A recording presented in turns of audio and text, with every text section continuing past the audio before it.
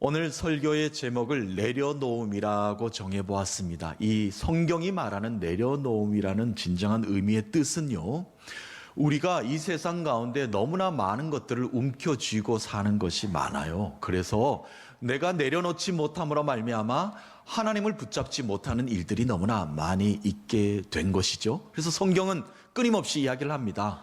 이 땅 가운데 우리가 하나님 앞에서 다 내려놓아야 된다. 그러면 하나님이 풍성히 채울 것이다. 그것이 바로 성경이 말하는 진정한 내려놓음입니다.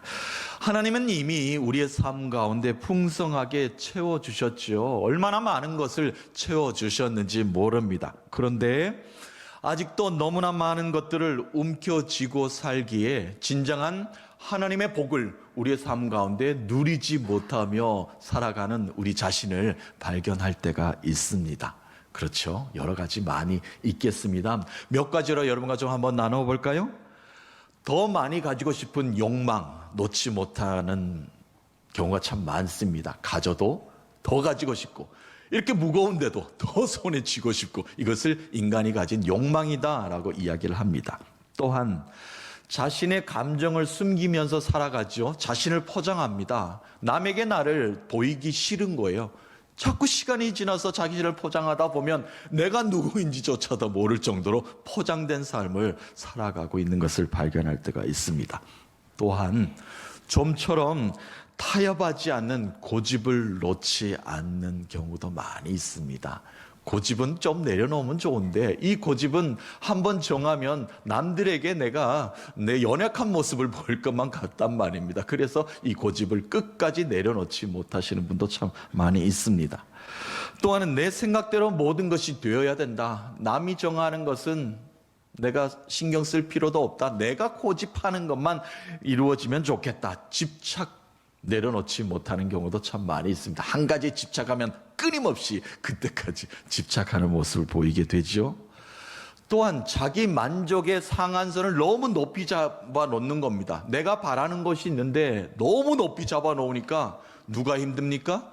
본인만 힘든 겁니다. 늘 잘 안 되는 것만 같고, 늘 연약한 것만 같고, 늘 내가 그것에 도달하지 못하는 것만 같고, 부족한 것만 같으니까 자신의 삶이 자꾸 나약해 보이고 힘들어지는 겁니다.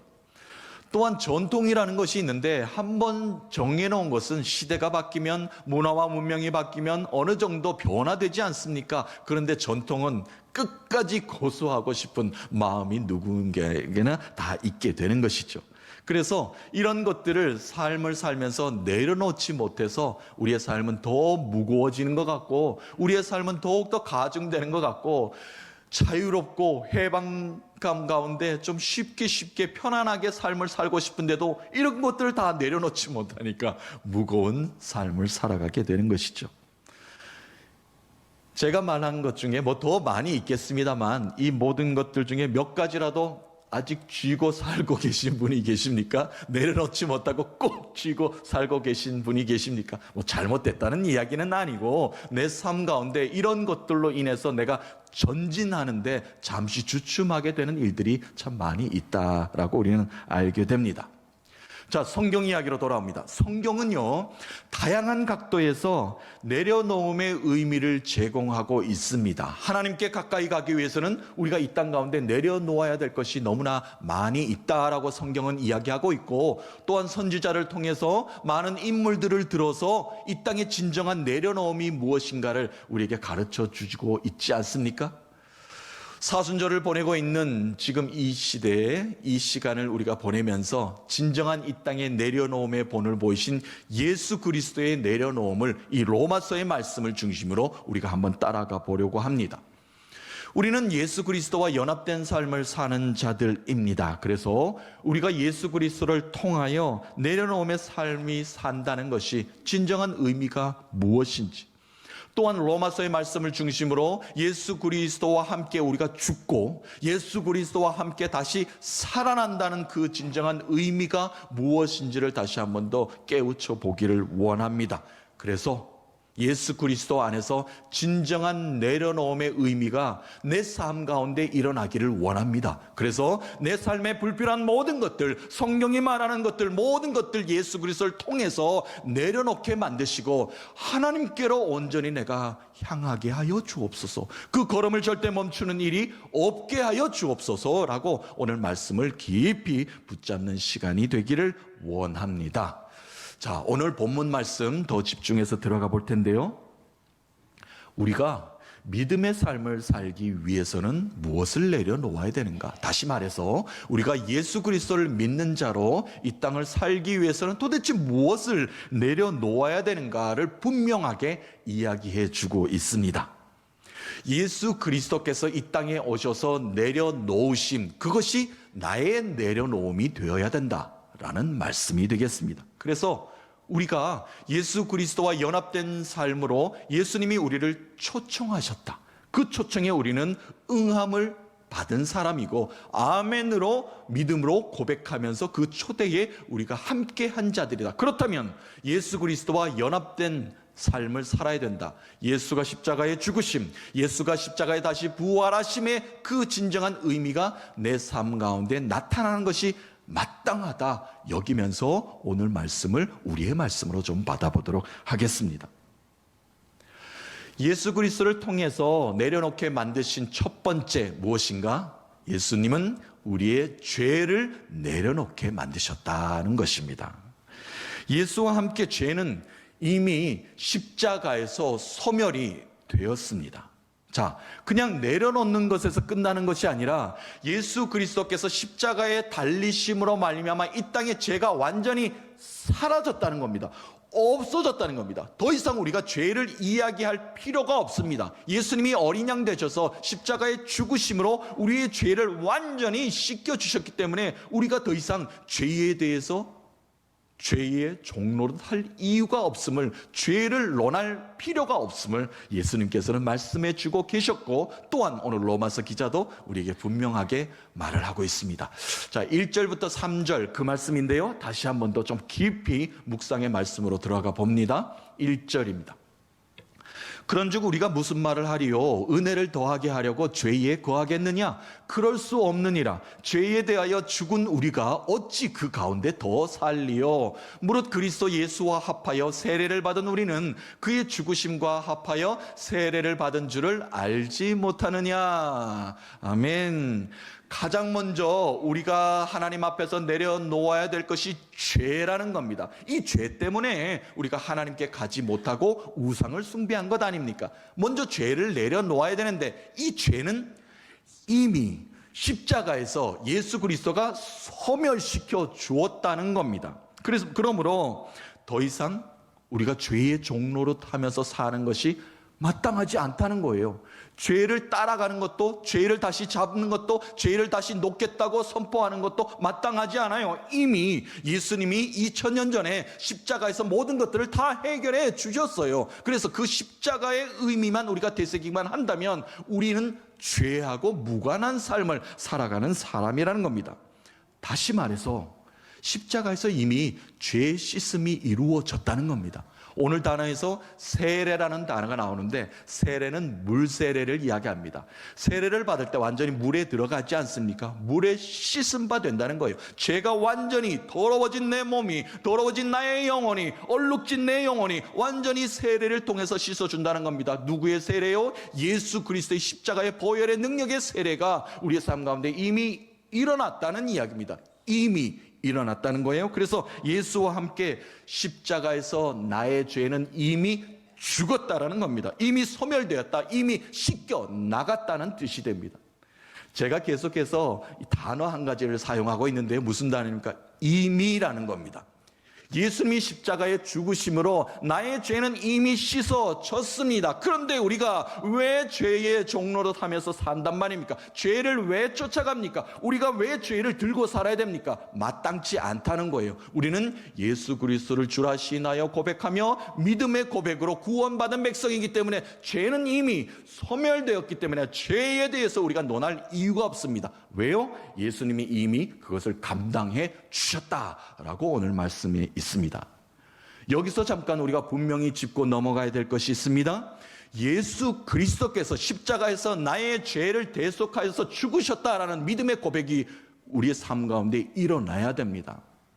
사순절을 보내면서 이렇게 믿음의 고백만 하는 것이 아니라 우리의 삶 가운데 매일매일 삶 가운데 나는 죄인입니다. 죄로 죽을 수밖에 없는 죄인입니다. 그러나 예수 그리스도께서 십자가에서 죽으심으로 말미암아 내 죄를 이미 씻어 주시지 않았습니까? 그 은혜로 내가 오늘도 살아갑니다 라고 믿음의 고백을 하면서 살아야 됩니다. 그것이 바로 믿는 자, 신앙인, 예수 그리스도를 믿는 크리스찬이다 라고 말을 할 수 있겠습니다. 그러므로 예수 그리스도를 통하여 연합된 자입니다.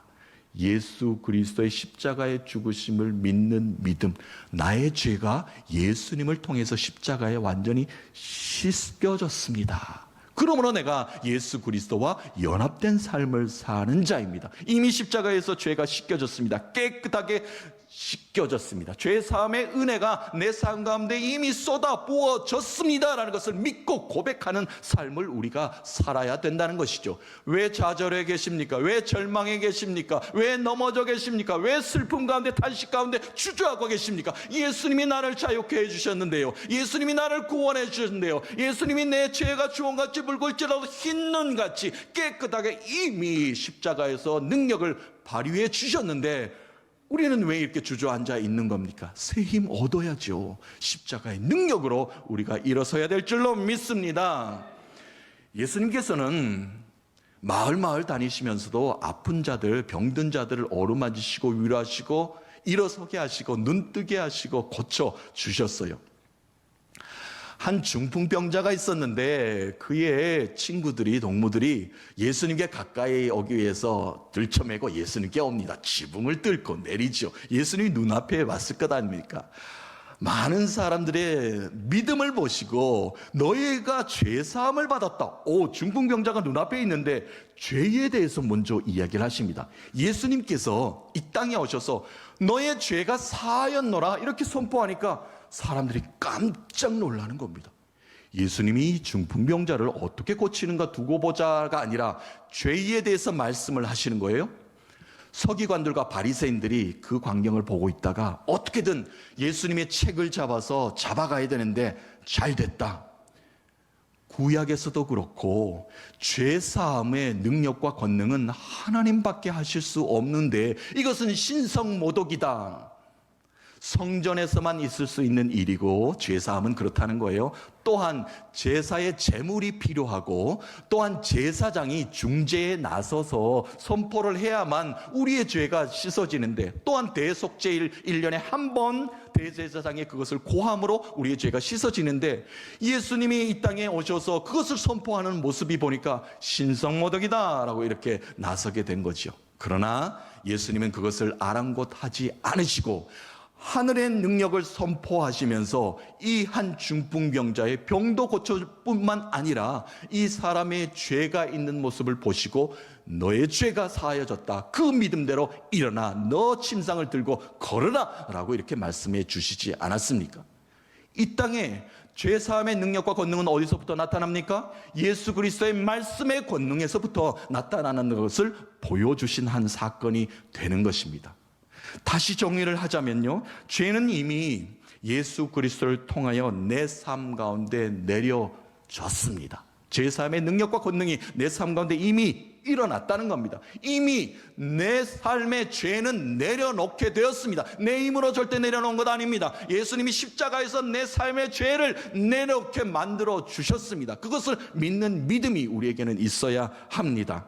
그러므로 우리는 절대 죄의 종로도 할 수 없습니다. 우리는 예수와 연합된 자들인데 어떻게 죄의 종로도 하면서 우리가 살 수 있단 말입니까? 죄를 절대 다시 내 손으로 잡아 드릴 수는 없습니다. 왜냐하면 우리는 예수 그리스도와 연합된 예수 그리스도와 함께 동행하는 사람이기 때문에 그렇습니다. 사랑하는 성도 여러분, 죄로부터 자유, 죄로부터 해방, 죄를 완전히 내려놓는 구원의 은총을 경험하는 믿음의 권속들 되시기를, 승리의 삶 사신 여러분 되시기를 예수 그리스도의 이름으로 축복합니다. 두 번째로 예수 그리스도를 통해 내려놓게 된 것은 무엇인가? 생명이라는 겁니다. 내려놓는 것은 생명인데 더 깊은 의미로 들어가면 우리는 죽음을 택할 수밖에 없다. 그 이야기입니다. 어려운 얘기지요. 하지만 그리스도와 함께 내가 죽어야 됩니다. 십자가에서 함께 예수님만 죽으십시오, 나는 부활의 영광만, 그것은 절대 일어날 수 없는 일입니다. 자, 여기서 죽는다는 의미는요, 오늘 나의 생명을 포기하고 죽음을 택하라, 그 이야기가 아닙니다. 예수 십자가에서 죄가 죽었듯이, 소멸했듯이 옛사람인 내가 십자가에서 죽겠다는 것을 우리가 표현하고 우리가 증거해야 됩니다. 선포해야 됩니다. 옛사람, 옛 죄인이 죽음을 뜻하게 되는 것입니다. 나의 옛 자아는, 나의 옛사람은, 나의 옛 모습은 십자가에서 다 예수님과 함께 죽었다, 이렇게 우리가 표현할 수 있어야 되고 믿음의 고백을 할 수 있어야 됩니다. 자, 로마서에서는 구체적으로 어떻게 표현하고 있는가, 4절 말씀 한번 보겠습니다. 4절이요. 그러므로 우리가 그의 죽으심과 합하여 세례를 받음으로 그와 함께 장사되었나니 이는 아버지의 영광으로 말미암아 그리스도를 죽은 자 가운데서 살리심과 같이 우리로 또한 새 생명 가운데서 행하게 하려 함이라. 아멘. 죄인이었던 나는 이미 십자가에서 예수와 함께 죽었다, 그리고 나는 새 사람이 되었노라 라고 이렇게 선포하는 삶이 된다는 겁니다. 그런데 옛사람의 모습들이 매일 나를 괴롭힙니다. 갈등하게 합니다. 마음을 불편하게 합니다. 그래서 매일매일 나는 십자가 앞에, 십자가에 달리신 예수님을 의지하며 십자가 앞에 모든 것들, 옛사람의 생명을 내려놓아야 됩니다. 그것이 바로 우리의 믿음의 고백이 되어야 된다는 것이죠. 그래서 이제는 죽음을 넘어선 예수 그리스도께서 죽음을 이기시고 부활하셨듯이 우리도 새 생명으로, 살아난 생명으로, 새 사람으로 사는 삶으로 사는 것이 마땅하다라고 고백하고 있습니다. 자, 8절 9절 오늘 말씀입니다. 만일 우리가 그리스도와 함께 죽었으면 또한 그와 함께 살 줄을 믿노라. 9절. 이는 그리스도께서 죽은 자 가운데서 살아나셨음에 다시 죽지 아니하시고 사망이 다시 그를 주장하지 못할 줄을 알미로다. 아멘. 죽음에서 끝난 것이 아니라 죽음 이후의 삶을 그리스도와 함께 사는 삶이다라는 것입니다. 그리스도와 함께 십자가에서 죽은 자는 마땅히 그리스도와 함께 십자가에서 살아난 자다라는 표현이 되겠죠. 그리스도와 함께 죽은 자, 함께 반드시 살아나게 된다는 불변의 공식이요 구원의 법칙과도 같은 오늘의 말씀이 되겠습니다. 나의 옛사람은 십자가에서 이미 죽었습니다. 내려놓았습니다. 이제 내가 사는 것은 부활하신 예수 그리스도와 함께 새 생명으로 사는 삶을 사는 자들입니다. 사랑하는 성도 여러분, 그 은혜에, 그 영광의 자리에 우리가 있음에 감사하십시다. 오늘도 주님의 보혈을 의지하여, 십자가만을 의지하여 예배의 자리에서 주님의 능력을 다시 한번 더 구하게 됨을 감사하십시다. 그 생명의 기쁨으로 한 주간 사시는 여러분 되시기를 주님의 이름으로 축원합니다. 자, 이제 마지막입니다. 예수 그리스도를 통하여 우리가 내려놓게 된다면 뭐 아무것도 없는 것 아닌가? 다 내려놓으면 우리는 허전해서 어떻게 사는가? 걱정하지 말라는 겁니다. 예수 그리스도, 하나님께로 가기 위해서 예수 그리스도께서 내려놓음을 우리가 준행하며 그대로 내려놓는 삶을 살게 된다면 하나님은 우리의 삶을 은혜로 풍성하게 채우실 것이다. 그 말씀을 우리에게 주고 계십니다. 14절 말씀 한번 보겠습니다. 오늘 읽지는 않았습니다만, 죄가 너희를 주장하지 못하리니 이는 너희가 법 아래 있지 아니하고 은혜 아래에 있음이라. 아멘. 하나님은요, 그의 삶을 내려놓게 한 후에 은혜의 삶을 살게 하십니다. 은혜의 삶에 풍성한 은혜를 누리며 하나님의 복을 누리며 살게 만들어 주신다는 겁니다. 그러므로 주저하지 말아야 됩니다. 하나님께 나아가지는 못하는 것들을 모두 내려놓아야 됩니다. 그러면 하나님이 채워주실 줄로 믿습니다. 하나님께서 모세를 부르실 때 어떻게 하셨습니까? 모세야, 모세야, 이제부터 내가 너를 인도할 것인데 너는 신고 있는 신발을 벗으라. 아니 이제부터 광야길이고 하나님께서 이 험한 길을 걷는데 이 신발을 벗는다는 것은 너무 어렵지 않습니까? 그러나 하나님께서는 이제 네가 밟는 모든 땅을 내가 거룩하게 만들 것이다. 이제부터는 너의 힘으로 가는 것이 아니라 내가 너를 인도할 것이다 라고 하나님께서 은혜로 채워주시지 않았습니까? 모세 한 사람의 내려놓음이 이스라엘 백성들을 출애굽하는데 엄청나게 하나님께서 도구로 사용하지 않으셨습니까? 예수님의 제자들은 어떻습니까? 예수님의 제자들은 대부분 고기 잡는, 물고기 잡는 어부들입니다. 자, 그물을 던져서 물고기를 잡아요 먹고 사는 자들입니다. 그런데 예수님께서 제자로 삼으실 때 너희들이 가지고 있는 그물을 다 던지고 내려놓고 다 버리고 나를 따르라고 말씀하십니다. 이제부터는 내가 너희를 사람 낚는 어부가 되게 할 것이다. 그 후로부터 제자들이 모든 그물을 내려놓고 예수님을 따랐더니 제자가 되었더니 그때부터 어떻게 합니까? 예수 그리스도의 구원의 사역에 사람을 구원시키는 일에 엄청나게 쓰임바 되지 않았습니까? 그렇습니다. 내려놓으니까 은혜의 자리에 동참할 수 있게 된 것이죠. 내려놓았더니 12 사도의 이름에 기록되어 있지 않았습니까? 엄청난 은혜가 그 후로부터 시작되었다는 것이죠. 사도 바울 이야기만 하겠습니다. 사도 바울은 그리스도를 믿는 모든 자들을 죽이겠다고 달려가던 자였습니다. 힘이 없습니까? 권력이 없습니까? 무엇이 없습니까? 배운 게 없습니까? 엄청나게 달려가고 힘차게 달려가는 그 한 사람을 예수님께서는 걸음을 멈추게 하십니다. 그리고는 아라비아 광야로 들어가서 하나님의 말씀을, 하나님의 뜻을 묵상하게 만드십니다. 바나바가 바울을 대리로 선교 사역에 쓰임받기 위해서 부르기 전까지는 그 안에서 하나님을 묵상하는 시간을 보내게 만드시죠.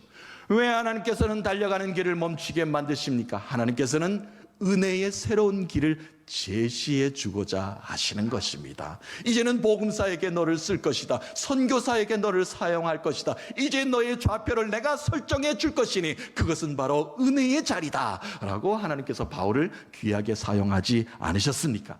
사랑하는 성도 여러분, 자, 우리에게는 이제 한 주간 예수를 믿는 우리가 어떻게 살아야 될 것이 분명해졌습니다. 죄는 더 이상 우리 삶에 명령하지 못합니다. 나는 예수 그리스도와 연합된 자입니다. 십자가에서 이미 옛사람은 죽었고 부활의 생명으로 영원한 생명의 확실한 미래를 향하여 사는 자입니다. 사랑하는 성도 여러분, 오직 예수를 믿는 믿음으로, 십자가의 그 능력의 믿음으로 내려놓는 삶을 사시기를 간절히 소망합니다. 내려놓으면요, 주님이 풍성하게 채워주십니다. 그 은혜가, 그 구원의 능력이 내 삶 가운데, 우리의 가정 가운데, 우리 사랑하는 자녀들 가운데, 우리 일터 가운데, 우리의 건강 가운데, 우리의 재정 가운데 풍성한 은혜로 채워주실 줄로 믿습니다. 한 주간 그 십자가의 능력만 붙잡고 모든 것 내려놓으심으로 하나님께 한 걸음 한 걸음 더 나가시는 사랑하는 믿음의 권속되시기를 예수 그리스도의 이름으로 축원합니다.